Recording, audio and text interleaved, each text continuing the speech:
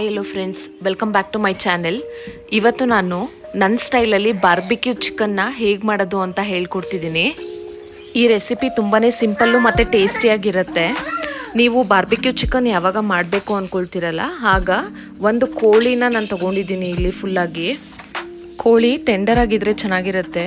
1.5 kg ಒಳಗಡೆ ಇರುವಂಥ ಕೋಳಿನ ತೊಗೊಂಡ್ರೆ ಜ್ಯೂಸಿಯಾಗಿ ಬರುತ್ತೆ. ಸೊ ಅದನ್ನು ನಾನು 6 ಪೀಸಸ್ ಆಗಿ ಕಟ್ ಮಾಡಿಸ್ಕೊಂಡಿದ್ದೀನಿ.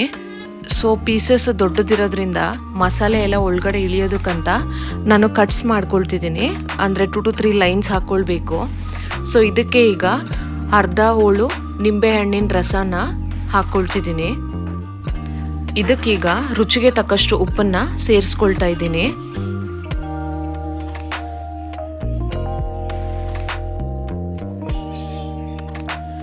ಚಿಕನ್ಗೆ ಉಪ್ಪು ಮತ್ತು ನಿಂಬೆಹಣ್ಣಿನ ರಸ ಬೆರೆಸಿದ್ಮೇಲೆ ಇದನ್ನು ತಟ್ಟೆ ಮುಚ್ಚಿಟ್ಟು ಫ್ರಿಜ್ಜಲ್ಲಿ ಎತ್ತಿಟ್ಕೊಳ್ಬೇಕು. ಸ್ವಲ್ಪ ಹೊತ್ತು ಇದು ನೆನಿಬೇಕು. ಆಗ ಸಾಫ್ಟಾಗಿ ಬರುತ್ತೆ. ನಾವು ಅಷ್ಟರಲ್ಲಿ ಇನ್ನೊಂದು ಬೌಲ್ ತೊಗೊಂಡು ಮಸಾಲೆನ ಮಿಕ್ಸ್ ಮಾಡ್ಕೊಳ್ಳೋಣ. ಈ ಗ್ರಿಲ್ ಚಿಕನ್ ಮಾಡೋದಕ್ಕೆ ಮನೇಲಿರೋ ಅಂಥ ಮಸಾಲೆಗಳೇ ಸಾಕು.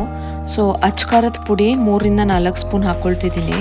ಮತ್ತು ರುಚಿಗೆ ತಕ್ಕಷ್ಟು ಉಪ್ಪು, ಫ್ರೆಶ್ ಆಗಿ ಹುರಿದು ಪುಡಿ ಮಾಡಿರುವಂಥ ಮೆಣಸು ಮತ್ತು ಜೀರಿಗೆ ಪುಡಿ 2 ಸ್ಪೂನು, ಅರ್ಧ ಸ್ಪೂನು ಅರಿಶಿಣದ ಪುಡಿ ಮತ್ತು 2 to 3 ಸ್ಪೂನು ಧನಿಯಾ ಪುಡಿ, ಮತ್ತು ಫ್ರೆಶ್ ಆಗಿರುವಂಥ ಮೊಸರು ಅರ್ಧ ಕಪ್ಪು, ಮನೆಯಲ್ಲೇ ಮಾಡ್ಕೊಂಡಿರೋವಂಥ ಶುಂಠಿ ಬೆಳ್ಳುಳ್ಳಿ ಪೇಸ್ಟು 3 to 4 ಸ್ಪೂನ್ ಹಾಕಿದ್ರೂ ತುಂಬ ಟೇಸ್ಟಿಯಾಗಿರುತ್ತೆ.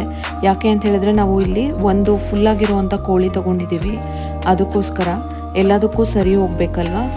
ಮತ್ತು ಕಸೂರಿ ಮೇಥಿ 2 to 3 ಸ್ಪೂನು ಹಾಕ್ಕೊಳ್ಬೇಕು. ಈಗ ಈ ಮಸಾಲೆನ ಕೈಯಲ್ಲೇ ನೀಟಾಗಿ ಮಿಕ್ಸ್ ಮಾಡ್ಕೊಳ್ಬೇಕು. ಇದಕ್ಕೆ ನೀರನ್ನ ಬೆರೆಸೋ ಹಾಗಿಲ್ಲ.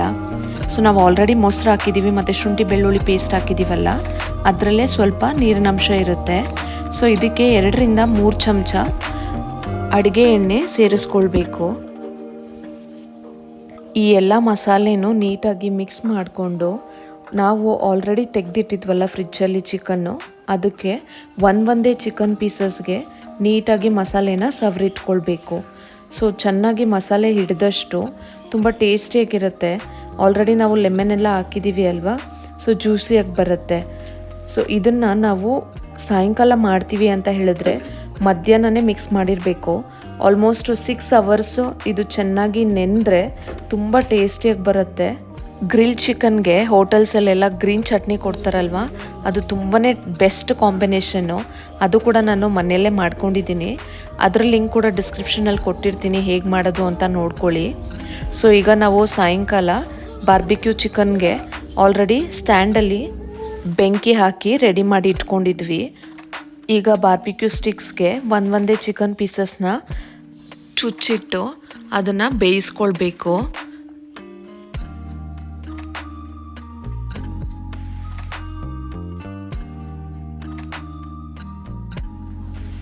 ಇದ್ಲು ಚೆನ್ನಾಗಿ ರೆಡಿಯಾಗಿದ್ದರೆ ಇದು ಬೇಯೋದಕ್ಕೆ ಒಂದು 5 to 10 ನಿಮಿಷ ಸಾಕು. ಇದು ಚೆನ್ನಾಗಿ ಬೆಂದಾದ್ಮೇಲೆ ಮಧ್ಯ ನಾವು ಆಯಿಲ್ನ ಅಪ್ಲೈ ಮಾಡ್ತಾ ಇರಬೇಕು. ಮತ್ತು ಪದೇ ತಿರುಗಿಸಿ ಕೊಡ್ತಾ ಇರಬೇಕು. ಒಂದೇ ಕಡೆ ಬಿಟ್ಟರೆ ಸೀದೋಗುತ್ತೆ. ಬಟ್ ತುಂಬಾ ಟೇಸ್ಟಿಯಾಗಿ ಬಂದಿತ್ತು ಇದು. ನೀವು ಒಂದ್ಸತಿ ಟ್ರೈ ಮಾಡಿ. ಒಂದ್ಸತಿ ಈ ರೀತಿ ನೀವು ಟ್ರೈ ಮಾಡಿದ್ರೆ ಹೋಟ್ಲಲ್ಲೆಲ್ಲ ನಾವು ಏನಕ್ಕೆ ತಂದು ತಿನ್ಬೇಕಪ್ಪ ಅಂತ ಅನಿಸುತ್ತೆ. ಅಷ್ಟು ಟೇಸ್ಟಿಯಾಗಿ ಬಂದಿತ್ತು. ಅದ್ರ ಜೊತೆ ಗ್ರೀನ್ ಚಟ್ನಿ ಅಂತೂ ಟೇಸ್ಟ್ ಅಂತೂ ಮಸ್ತಿತ್ತು. ನೋಡಿದ್ರಲ್ಲ ಫ್ರೆಂಡ್ಸ್, ಮನೇಲೆ ಬಾರ್ಬಿಕ್ಯೂ ಗ್ರಿಲ್ ಚಿಕನ್ ಹೇಗೆ ಮಾಡೋದು ಅಂತ. ಇನ್ಯಾಕೆ ತಡ, ನೀವು ಮನೆಯಲ್ಲಿ ಒಂದ್ಸರಿ ಟ್ರೈ ಮಾಡೇ ಬಿಡಿ. ನೀವು ಒಂದ್ಸತಿ ಟ್ರೈ ಮಾಡಿ ಹೇಗಿತ್ತು ಅಂತ ಹೇಳಿ. ಈ ವ್ಲಾಗು ನಿಮಗೆ ಇಷ್ಟ ಆಗಿದೆ ಅಂತ ಬಯಸ್ತೀನಿ. Thank you for watching. Will catch you in next vlog.